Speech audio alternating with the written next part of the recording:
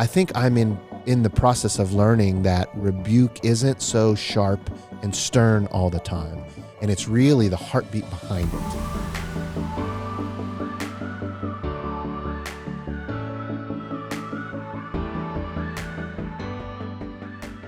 Hey, welcome back to another week of Behind and Beyond. I'm Allison, and this week we get to sit down with Pastor Dave.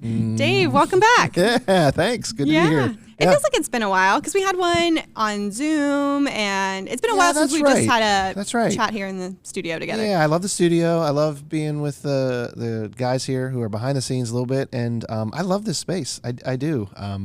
However many times we get to do this, I love the conversation, and I think it's so rich. It's rich for me. I hope it's rich for other people. People often say that it is. They give really encouraging, helpful feedback. They rave about Podcast Girl. Well, I don't know about that. They do. They do. I think my dad is one of your biggest fans. He always, here's how you know my dad loves you. He loves someone in general, but he does love you, is when he starts to initiate jokes about a person or toward a person. It's a very endearing thing. That's how I receive love too. Yes, so that's great. He always says, well, hey, why don't you tell Podcast Girl? And he'll say something that's kind of funny. And I'm like, that's funny. So he's going to be listening to this. So he's going to be Tell him to send me some tips. I would love to hear. I'd love to hear feedback. He will take you up on that. Okay, great. Denny D will take you up on that. All right. I will give him your email address. And you're not going to know which one is he's messing with you as a joke or which one is actually a serious thing. So. I'll do my best to sort through. So he's a fan. He's definitely a fan. So fun. Yeah. Well, I have been starting in this series, since we're talking about the church, I've been kind of starting it the same with all of our teachers with two sort of icebreakery questions. But they're relevant. They connect this time. They're not about your karaoke song or anything. Oh. So my first one is, so you've been a part of the church a long time. I was raised in the church. Yeah. And I just technically May will be 20 full years serving on staff at a church. Yeah. Okay. All right. So out of all those years and all that time with people, I'm sure there's got to be some awkward moments, funny things that have happened in your time at church. What is a story that you can share that's funny, that is like, because I was even talking to Amanda about this. I just think sometimes church culture can be funny. Yeah. Or just like, people are funny. Like, it's awkward to be in community with people. Like, awkward things happen, you know? So I'll say something. This one, as a little kid, my parents were involved in the church. I don't know if this is funny or what, but our church had a ministry called Dorcas. It's named after, and I just remember as a kid. Yes. But they named it Dorcas. And then I remember as a kid, like, all of a sudden, you did not want to be called a dork. But my mom was leading Dorcas, and I just remember being like, why did they name it that? Why would they name it something so we, over the years, we've gotten a huge laugh over the president of Dorcas. Yeah. You know, as kids, we always laugh about my mom, and she did a great job leading that. So that's like one of those little things, like, I don't know if churches always think fully about what did they name this. I've sat through some, interesting names. Some awkward moments. Yeah, yes. I have one that it's not appropriate for me to share here. Yeah. But there was a point that this ministry was making, and it was overtly sexual. And I was in a meeting. I was like, hey guys, do you think we can change what that's called? And they're like, no, we don't see a problem with that. They didn't. Like, well, everyone else will. So, and they did not do it. So anyways, I'm going to leave a cliffhanger on that one. Yeah. Well, I can do maybe a more subtle one, but I was a part of a church in a totally different state, far away, not in Pittsburgh, that was trying to, and this was maybe 15 years ago, 20 years ago, they were trying to think through how to rebrand their singles ministry. Okay. And they wanted to bring everyone together in community and for people to be involved. And so they named it Engaged. Oh. And I just thought, that is horrible. No, that's not good. Yeah, and that's not like the purpose salt in of a wound. And just not the purpose of the ministry. Yeah, this is not like a dating app in person. Yes, yeah. Oh, no, that's a miss. Yeah. And they thought they were probably being clever. But it just felt like. Always get some feedback before you do something. Yeah. Get people who are not a part of it. So I'll tell you another thing is I get secondhand embarrassment on behalf of people sometimes. Yeah. Like really badly. And so Pastor Ryan Paskey and I, we served in the same denomination for a long while. I was volunteer. He eventually was a youth pastor there. But we would co-host at our youth events a talent show. Mm-hmm. And there were some times where we had to go out after a couple of performances. And you performed? No. Like, I was like, I am not. I didn't think you did. I'm like, getting silly somewhere. Stuff on stage. I don't because I get embarrassed about that kind of stuff. But I will always play like the straight host, like the, but those are some very embarrassing moments where I would go out and you had to say something very nice over someone singing. And they just weren't a good singer. And it was like, and the kids were kind of laughing. Aww. Just a very embarrassing moment. And I'm like, we need to stop these talent shows because it's a show. There's not a lot of like talent it just was missing the mark. So that was super embarrassing. And then I'll just say this, like our last church, the church that we served at 2 churches as far as staff roles. We did a lot of bits or sketches at times. It was, they pitched stuff to me all the time. They were like, you could be so good at this. I was like, no, I will not dress up. I will not do this. If you want me to interview somebody and play along in a script, I said, I'll do that. But there is some stuff if I search it, I'm embarrassed even watching myself. We can find it. So somebody get on that. Somebody out there listening. And it's out there for public consumption. First of all, I have hair and those are like embarrassing moments where I'm looking back, I'm like, it seemed so awesome in the moment, but when you look back at it now, it's looking at a yearbook from the 70s. Like, why did we dress that way? Yeah. Why did we do that kind of stuff? I one time, and I'll just give one more I interviewed story, Satan on stage one time. Yeah. So he was dressed up in a red suit. People are going to find it. It's out there. I don't care. I'm not in the costume. But it was supposed to be like this comedy thing. He was in a red jumpsuit with horns and a pitchfork. And he was, in the moment, he was kind of funny. But I just mean like, what were we doing? This feels like a good time to just go right into criticism versus rebuke questions about the church. But listen, one I'm time embarrassed right now. one of my most embarrassing moments of something I led that I did that I thought was a good idea.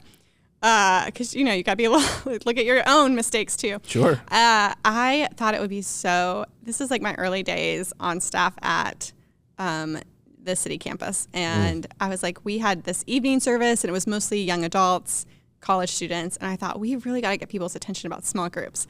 So have you heard this story? No, but I'm like kind of embarrassed to tell you this. This is great. That's how it makes a good story. But I gathered a group of like young adults, college students, and was like, okay, I was like hosting on stage, and I was going to be like, when I say, don't you want like a structure to support you? I need you guys are just going to stand up from the audience, and you're going to just silently come up on stage and form a pyramid. And then they made a human pyramid. They made a human pyramid on stage, and I had the top person say something like, "Want support like this? Join a small group." I'm sure that sounded so brilliant in your head. Like, this is going to really work. This is really good. I don't think I was allowed to host for a while after I was like retired for a while. Was that at this church? I missed it at the beginning. Oh my gosh. Our small group That's why I'm nervous to tell you. The small group numbers plummeted. People were like, I'm out. I'm never leading a group. I don't know. City had great small group engagement after that. Let me tell you. They did and still do. Woo. So. Oh, that's funny. I thought we were going to do that at multiple services. I did it at that one and quickly realized, this is so uncomfortable. Yeah. But was anyone like ruthless with you afterward? No. Or did they spare you like no one said anything. I think they're just like, oh, that's another weird idea of Allison's that went sideways, and they just moved on. So the pyramid. That's brilliant. So aren't you glad that's not on video? It is. I found a video of it. Actually, I have it somewhere. Okay. So yeah, we're gonna need to see that. We'll see. We'll see. Maybe we'll attach that in the show notes. Yeah. Yeah. I feel like, in all fairness, to share about other churches making funny mistakes, I have to share about some of mine as well. Yeah. So yeah. We all do. It's all in an effort to do your best to like inspire people and maybe sometimes get people to laugh or think about something differently. Mm-hmm. The whole point of the devil was, I don't even remember what the point was, but it went over really. We had we had a recurring character who I was the straight person with. I'm not, anyways. Yeah. Okay. We had a recurring character that came on, and it was wildly popular. Yeah. Yeah. It has spun off into like a Its own thing. yeah, like a business entertainment business thing out there in Amish country in Ohio. Oh, so interesting. wild. Yeah. All right. Yeah, related to it, but yeah. Well, The guy's brilliant. I mean, he's hilarious. To rein this in a little bit. Someone has to. The second part of this question is, what is one of the most beautiful things when you think about your life in the church that has maybe impacted you? Oh man. I mean, like personally, Yeah. or like I guess personally if I'm there. I would say first thing that comes to mind, I always like to lead with that. I've had a lot of beautiful moments in the church. Obviously, given the roles that we play, we get to hear a lot of awesome stuff. Maybe one of the most moving things for me was during COVID, when this was like maybe the height of, is it okay for me to say dumpster fire? It felt like everything was like burning. Everything was on fire. Yes. Everybody was angry about something. I got a particularly difficult email from somebody, and I was working on how do I respond to this? What do I say? I reject the premise of the email, all that kind of stuff, but I wanted to lovingly, so my policy in those situations is take 24 hours. And after 24 hours, I crafted an email. I was getting some feedback from someone that I trust to say, like, what do you think about this? And then I got an apology email from that person. Before you even reached out. Yeah. And I just thought, like, that's so beautiful for like the Spirit to be working in me and in that person. And you didn't get it and just like fly off the handle back, or I don't want even this to be about me. No, but that the Spirit was moving in their life too, in their life, in my life, and it was both like, of you is what I was trying to say. Yeah, and we are like, I love this person, and there's no like weirdness there. Yeah, there's no like memory or stain of. It's just one of those beautiful, like, forgive one another, and we practice that, and we're great. That person, I love that person. And so I just think that's such a beautiful moment. And it's also a picture of grace where we all maybe say things or do things that we regret. Yeah. Who hasn't? Yeah. Right? Yeah. And I think that's a picture of the church coming together and saying, let's navigate this together. Let's work this out in community. So I think that's probably one of my favorite moments. I would say, like, just as far as recently goes, that phone call with the person the story about the accident on Route 79, we both were crying on the phone talking about it. Yeah. And I want to check in, like, how are you? That's a pretty traumatic thing to experience. And I heard about this, and I want to hear about, you and just overwhelmed. And the person described the drive up to the funeral and the drive home from the funeral. And you could hear he had an encounter with God. Just fear and submission and trepidation to the Lord. I know you're leading me to do this. And on the way home, just joy and release. Like, God, you met me there. Yeah. And that was probably as far as recently goes, it was a beautiful moment to share that phone call with him. Yeah. So. And beautiful to share it with the church. I think I felt the emotion in the room at City as well. When the next day, I reached out to him and said, hey, I think I need to share this with the church. What do you think? He goes, if it helps the church, share it. Yeah. And I said, I'll just keep your name anonymous because we don't want to do the. Sure. Yeah. Well, I think that sermon, you were fired up this weekend. I felt like it was at a Rooted celebration. I was like, he is commissioning the church. This is our commissioning moment here. Yeah. Anything that you felt like you wanted to say that you didn't have space for? No, but I'll tell you a little bit of background. Yeah. I went that funeral that I was at. Pastor Jeff Leake, just awesome man. Yeah. I mean, faithful servant, humble man, not an ego. Did you know him? I didn't. Okay, so you're in Pittsburgh, and he's had a dramatic impact, and many people did, but Jeff wasn't a guy that, in my opinion, sought a platform. He just tried to influence people for Jesus, like, tenaciously. He led his family well. And so I was at that funeral, like that's one of our big things. Like, I want to lead family well, and I want to be faithful to ministry too, because I feel called to this. But there was probably a moment, if I can just say this, where his life and ministry and character, it's all on display at this funeral. Beautiful 3-hour celebration of his life, and people from around the world were there. And there's a little bit of like, ooh, what are people going to say about me? You know, you have that moment, am I running the race the right way? Yeah. You know? And then so you just go down that road in my mind, and this is Saturday before I go to preach, and Brooke and I got in the car, because you start to compare. Well, they do things a little differently at Allison Park Church, and they're a great church, and I felt like I opened the door for the devil to maybe sow some doubt, and like we should be more like that, or like he did a better job, or you're doing it the wrong way, or you don't know, or that, all that kind of stuff. And the coolest part, and I haven't shared this with the guys yet, I run with a group of pastors. We meet monthly. I think I've shared that in a lot of spaces. It's so vital to me in my ministry, and not my pastors ministry, from but different my life. churches. Pastors from different churches in Pittsburgh. Thanks for clarifying. That's why you're podcast girl. Yeah, there you go. You see what needs to be made clear. And we sat together, and we had a text thread, and one of the parts was about friendship, and some of Jeff's friends spoke up, and I was like, man, I am surrounded by men who love me. And on the way in the church, I come in usually about 2:45 or 3, and I do my rehearsal on the whiteboard. I practice, just so that I know what I feel like the Lord is wanting me to say. I drove in silence. Normally I drive in worship music to just kind of prep my heart and worship the Lord. But I've just felt like the Lord give me like a picture of all those different guys that were in that row who are pastoring churches. We run together, but we run in different lanes. Yeah. And it's supposed to be that way. Like, we're supposed to reach different people, and we're called, and we carry different callings, and we have like a different like set of giftings and passions and all those sorts of things. And so I stepped into Saturday night with just a renewed sense of God has graced you for this, and he is calling you to this. Don't you dare shy away from it. And I didn't want to, my heart in this series, as we talk about the church, wasn't to be a wag a finger at all of us, but also to call us to something.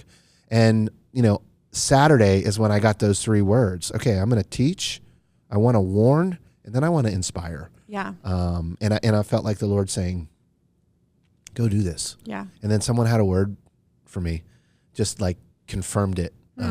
One of our prayer partners, she sent me an email on Monday morning, and it spoke to everything I was feeling, and it it's just those reminders that God sees you, so yeah, I was fired up at what the church can be. Yeah. And seeing that man minister to someone he doesn't know, and parents he's never going to see again. I'm like, man, that's such a beautiful glimpse of all that we could be. Yeah. And how many people can experience hope when the church isn't so focused on fighting with each other, but ministering to one another and to the world. And I think there's just an identity piece. Recognize it and walk it out in fear and trepidation. And I think if there was something I could clarify as I thought about the sermon, I learned how to drive. Did the Russian, were you in the city? Did that I got a lot of laughs. That was like spur of the moment. It was, I feel like it was like a shocking. I think everyone was with you. And then in the city, people do speak, there's a ton of people who speak other languages or are bilingual. Yeah. So I think they're probably like, he probably speaks another language. He speaks Russian? Anyways. I listened to it separately. Well, I listened to it in the city on Sunday, and then I re-listened to it again. Even this morning, just driving here to the conversation. Right. So, and it was funny because I could hear in Wexford when you were teaching it, when you said, the thing about like, I learned Russian, there was just one solo person who laughed at that part. I know. And there only one person got you were joking, and the rest of them were like, he knows Russian. This dude's awesome. I don't speak Russian. But I've also, when I didn't learn how to drive by getting in a car by myself. I was with somebody. Yeah. So like the communal nature, as we step out as the priesthood, we need people with us to encourage us, to instruct us, to give us feedback,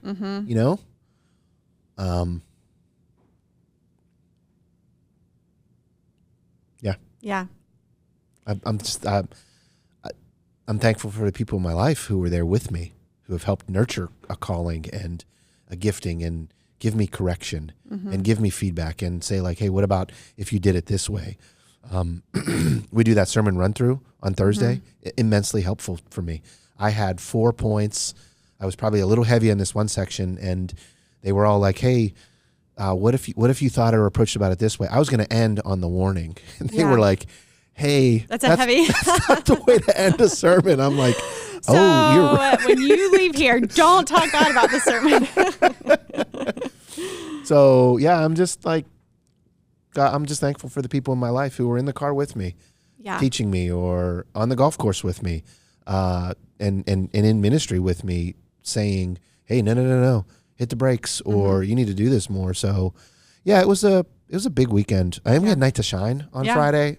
Oh my gosh. Which also will give you such a beautiful vision for the church. Oh, it's so beautiful. Yeah. It is so beautiful and so like encouraging, and I don't know how to describe it. It's it's like a glimpse of heaven. It's like a picture of just joy. Yeah. And like it's together and celebration. It's great. It was a full weekend. Yeah. Anyways. Let's dive a little more into this. So you started with a little bit of teaching and history. We went all the way back to the Reformation, which I think was great. I wanted to dive a little deeper into this. An interesting thing that I've been thinking about. N.T. Wright put out a new book about Ephesians. And one of the things he's kind of talking about in this is that we've really read Ephesians with a individual lens. And so what happens is we think it's kind of like the first part is like the theology and the second part is all about how it's half and half. Yeah. And that it's all about how I am meant to live here on earth to get me to heaven, or until I get to heaven, just to kind of like bide my time. To do my best while I wait. To do my best while I wait. Yeah. And he's saying, no, this is the call. Like Jesus didn't say, it's like your kingdom come, your will be done on earth as it is in heaven, that the church is meant to be a mini model of heaven here on earth. Yeah. And when it's talking about how then should we live, it's talking about the church and the body of Christ together. And the unity, and that we've gotten a lot of the unity about the church wrong. And his kind of even argument is if the reformers had spent more time in Ephesians and less time in Romans, that the whole West could be different right now. But so I think it's like an interesting. That's a bold claim. It is a bold claim because the West was formed as a bit of a revolt and a pendulum swing. Yeah. From Europe in a lot of ways, and other continents, countries. But I mean, I don't want to disagree with N.T. Wright because. He's brilliant. And he probably he's says really it brilliant. a million times better than I just said it, obviously, and yeah. would build a better foundation for the discussion.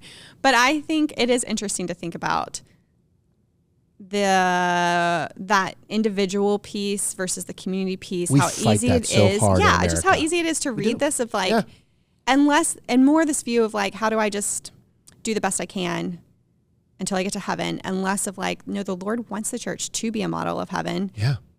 And how am I a part of this community, and what does that look like? Kind of even the solo faith thing that Amanda was talking about. Yes, that free really solo we faith. cannot be a model of the church on our own. Right. Yeah. Yeah, and we're not meant for it. It's not best for us. It's not best for the world. I think sometimes we forget, or we don't see it that way, that we're on a mission field. You know, America is one of the places in the world right now that's receiving the most amount of missionaries right now. Yeah.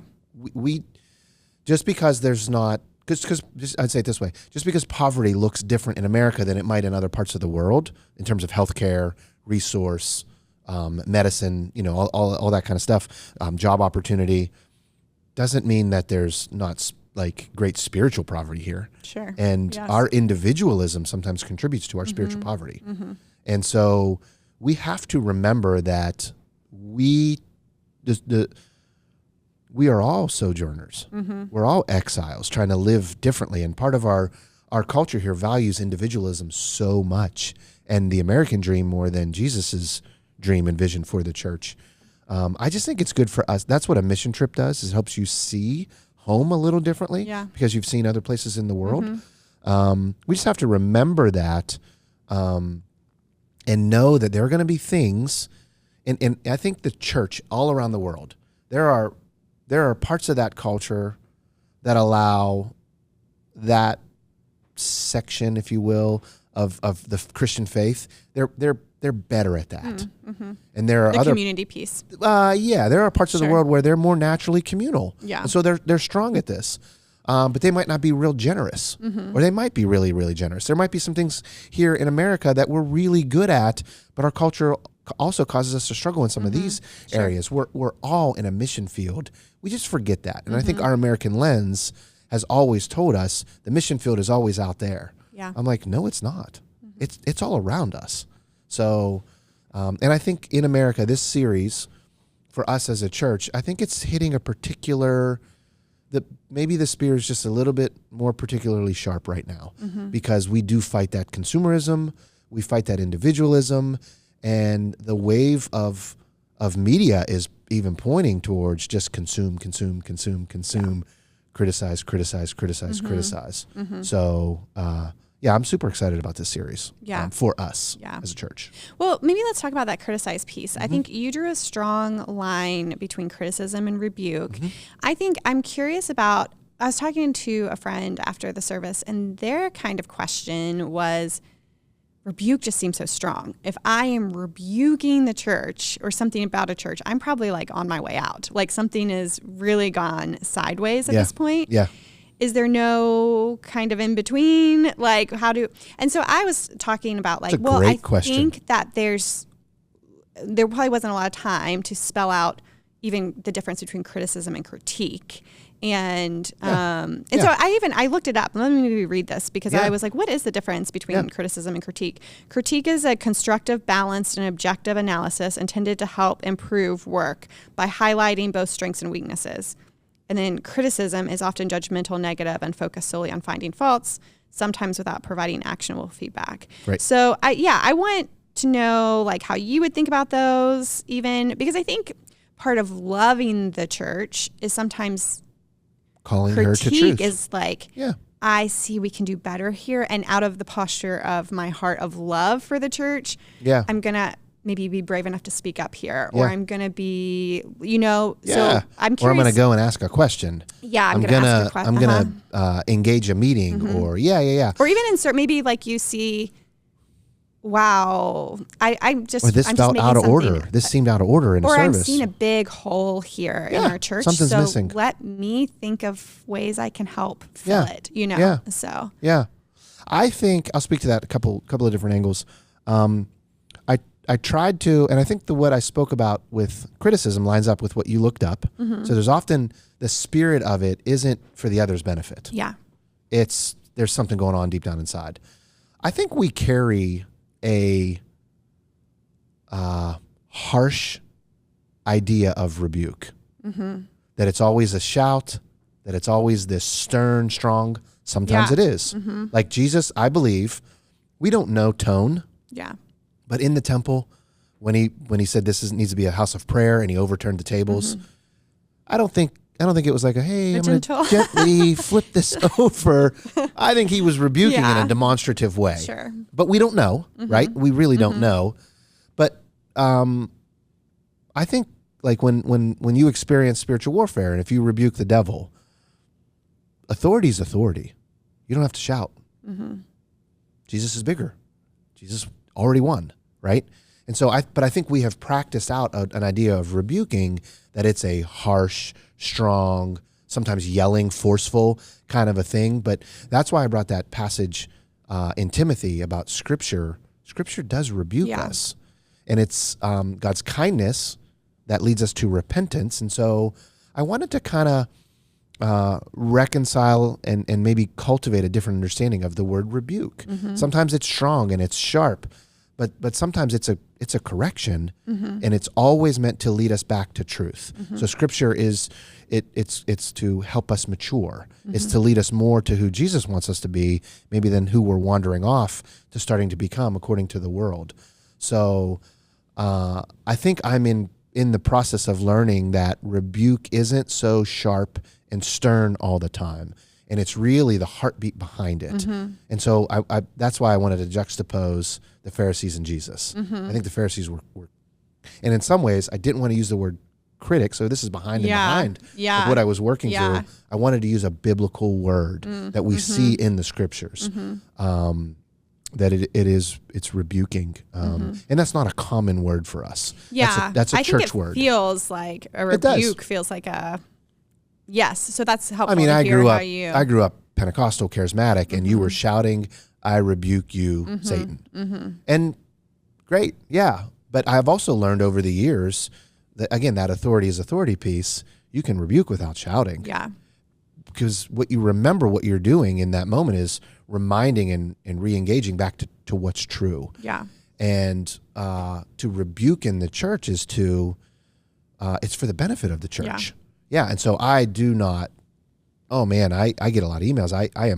I hope I'm very open to feedback, but I also have a position too. And I want to be able to dialogue through this. Yeah.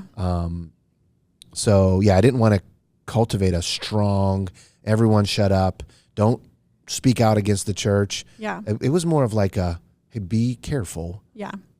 Because right now, culturally, criticism is wildly popular. It's so rewarded. Sure. I think it's a dangerous slope. Well, I think even your just guard the heart. I think that I think when I am struggling with is this a word I need to speak up because there's something, because I love the church and I want to protect it. Yeah. Or is this me being just really critical of something from a place of judgment?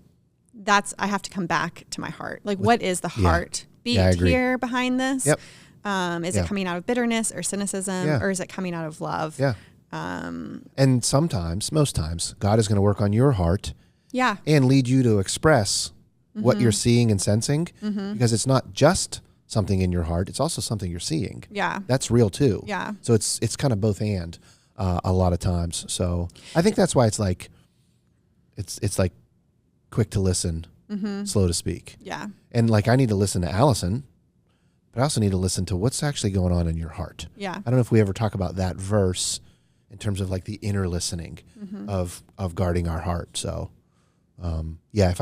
that's number one out of all the verses of mine, my life verses, it's Proverbs 4:23. I think a mutual friend of ours said most pastors have ultimately one sermon they're preaching.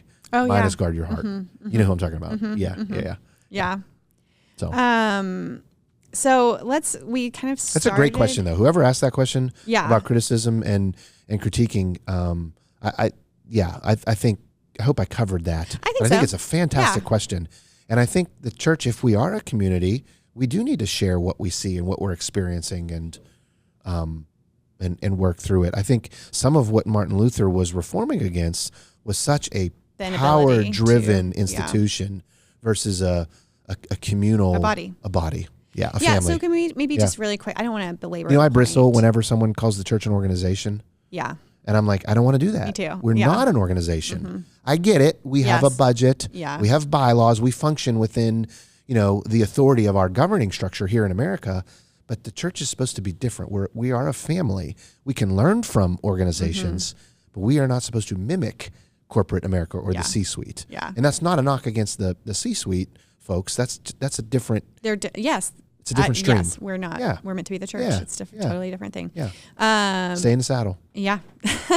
I don't want to belabor the point. I'm kind of trying to watch our time, but just really quickly, maybe we're good. If there is, I've been trying to rein us in the past 2 weeks. We went way long at the beginning of January. We had 3 people on there. We did. Mary, so I've been trying to pull us back. Yeah. But I do, can we just really practically, let's say someone's wrestling this out. They see something, and they're like, man, I really want to even give a piece of advice or thoughtfulness about what if the church did this? What's the best way to do that? Yeah, I would advise against a ton of processing with people. Yeah. Because a lot of times what we're doing is we're feeding a fire or fanning a flame. But I think there's a couple of people who say, hey, here's what I'm feeling. Get some counsel. A small group of people who know your heart and would be willing to tell you you're out of line. Not just people who are like, yeah, you are awesome. Don't go to AI for that, because AI is just going to say like, yeah, I think you should do this. And you're right. You're always what a right. great idea. Yeah. Yeah. So I would get a council of people, just a couple of people. And then I would go and have a meeting. And I always approach things like this way. I try to make sure I'm not pointing the finger, but also being clear. So I bring notes. And I would say there's a difference between I and you language. I think criticism is always you. Yeah. And a rebuke is, here's what I am seeing. Here's what I believe to be true. And maybe even here's what I think could and should happen. Yeah. And here's how I'm willing to help. So I would have I language versus you language. And I would be committed to maybe a couple of meetings to work this out and leave space for, so help me understand this. Why is this happening in the church? Or why are we not doing this? That'd probably be the way I would counsel someone. Yeah. I think it's important too. I think it's even reframing, not if there's conflict, but when there's conflict almost. I think sometimes it's like surprising, and then people get very flustered when there's any sort of conflict in the church, but we are part of a dynamic group of people that are being brought together by the Holy Spirit, with maybe the only Holy Spirit being the only thing we have in common. And so there is part of the conflict is our sanctification process. And so I almost feel it's like a huge part of it. Yeah. So I feel like iron sharpening running iron from the conflict is a violent thing. Yes. Yeah. Say that again. Sorry. No. I'm sorry. Yeah. I interrupted you, but I was like, I agree with you. I'm amening you. We are very conflict averse. And sometimes we think it's living at peace with each other, but we are being peacekeepers versus peacemakers. And I think the peacemaking process is a conflict process. It's a disagreement process. Iron sharpening iron is a violent thing. There's clanging, there's exchanging, there's loss. There's chips and pieces that fly off in the process, but it's needed. Yeah. So like my marriage, your marriage is probably not the best it can be if it's absent of conflict. And there's a biblical way to approach conflict. And that's kind of what we're talking about here. So I think we have a connotative understanding of conflict too, just like the word rebuking, that it doesn't have to be as awful and divisive as that makes great movies, but probably not always a great life. Yeah. That's great. Yeah. Well, we started off with the story of one of our church members and the story of Erie. And I think it was a really powerful story to share with our congregation. So thank you to the person who was willing to let you share that. Yeah, he's awesome. I think Zach, my husband and I were talking about it on the way home from church, and he was like, I want to know how I can be that interruptible.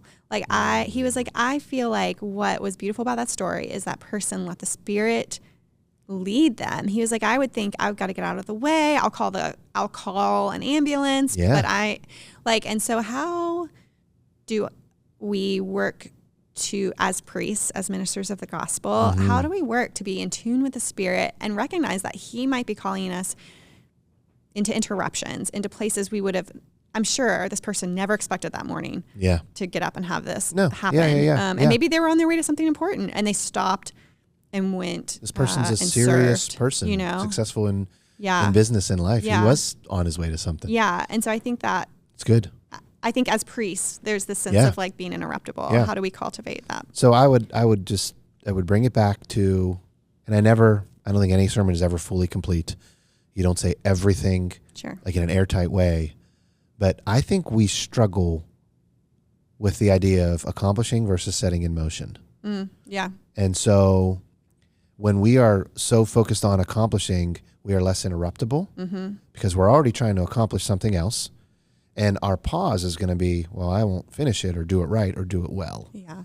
I think we have to be more willing and more open to making mistakes and not completing and getting everything right, but setting something in motion. If that became our definition, I think we'd be a lot more interruptible. Yeah. I think we'd have a spirit that said, so let's give this a shot. Am I going to be defined by, so what happens if so here's a practical example.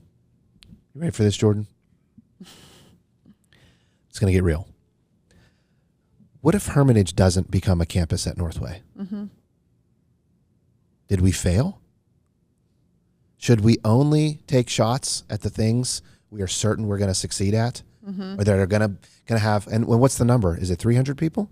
Is it 700 people? Like, how do you define success? How do you define success? Or do we say, so the council at Jerusalem, they were figuring like, we don't know. It seems right to the Holy Spirit, Acts 15. And so here's a couple of ground rules. Let's go try this. Let's go start to bring Gentiles in. They don't have to be circumcised, right? And so here is this Hermitage thing, like last October-ish, it seemed like, man, there's some people up there. It feels like there's a need up there. We've got a core group of leaders up there. We have resources. Let's take a shot. Let's put something into motion and see what the Lord does. Because what we're doing as followers of Jesus is adjusting our sails to the winds of the Holy Spirit, not saying, hey, we need wind over here. We're trying to, and I don't know if that's a clear example or not, but I want to grow in not saying, hey, did you get everything always right and never fail at anything? And I believe with all my heart, Hermitage is going to succeed and it's going to be a campus. But if it doesn't, I don't know that it's a failure. Yeah. Because maybe it's just for such a time as this right now. Maybe it's for 30, 40 people right now that are gathering there for them to be inspired and to move on to something. And I just want to do things for the sake of the gospel. Yeah. Not recklessly, but in a discerning, Holy Spirit-led way. And with a heart that says, yeah, let's set something in motion and see what happens. Yeah. So I used to have when I started in ministry, I'm a very I want to get things done person. I'm like, what's the most easy way? Like, what's the most efficient way to get through my day and get as much done as possible? You're an achiever, aren't you? Yes. Yeah, I am too. Yep. I get it. Yeah. And so, achiever, you're referencing the Enneagram. Yes. Yeah. Again, podcast girl. Way to make it clear. People are like, wow, she's just, maybe she when labels herself an achiever. Maybe when I preach, you could be in a window over here just saying like, and here's what he really means. And by this is what I'll put some subtitles underneath. He's referencing Do you remember this book. the oval with the sign language on TV? Oh, They had it in the bottom right hand corner. Yeah. We could put a wooden oval. And you could be in there. Here's the book he's Here's referencing. what Dave actually. I've lost. Oh, well, I used to have this little Achiever. Yes, and I intentionally had the sign that sat on my desk for years that just said, I think it was a Bob Goff quote, and just said, "Love is inefficient," because I needed every single time I got interrupted to remember my love is inefficient, you know, and I have to slow it down sometimes to really that love is the priority, not my to-do list. And that's right. That's such a good quote. You know, when I talk about prayer as a strategy, you know, my strengths finders would say, "Hey, strategy is the strategy." You know, but it's not. Yeah, like it's about in motion and listening to the Lord, and I think it's spiritual formation versus full arrival accomplishment. We need to stay in a space where we need the Lord. Yeah. Or else who are we following? Whose righteousness are we trying to stand in and upon? So, yeah, I think that Hermitage thing is just a living, breathing example of it's gray, it's a little messy, but let's take a shot. Because do we really believe everyone spends forever somewhere? And does this feel like an opportunity the Lord is saying, put this in motion and see? I think sometimes... and a wrestle of mine is speaking vision out for fear of what if it doesn't happen. So I mentioned the East. I'm still praying. It's been like a couple of years now. Who knows when? I don't know when. Right or wrong, we're gonna see where the Lord leads. But in speaking out East and South, I think the Lord has brought about opportunity in the South. So would I rather have one more church and one more body of people? Versus, hey, we failed because we didn't get two yet. So it's a different way of looking at this process, and sanctification happens in motion, not just with efficiency. So what was the quote from Bob Goff? I think that was really great. Love is inefficient. It's not efficient. Yeah. Set things in motion. Pastor Jeff was a wonderful man. He really was. And that church is in great hands. and there's wonderful people there. So I love that. I love that quote. It's not by what we accomplish. It's by what we set in motion. Yeah. And so I want to look at, I'm 47, and how many years do I have left in ministry? I don't know, but I just want to set more in motion, because I think if I just focus on what do I accomplish, I'm going to be a bad leader. I'm going to become a tyrant. I'm going to become all about me and my legacy versus kingdom legacy. Setting something in motion is saying this is for the next generation and the generation after that. Yeah. So, yeah. Any last, like, if our church could take like one thing away from your sermon this weekend, or even from the series, what's the thing that you most hope?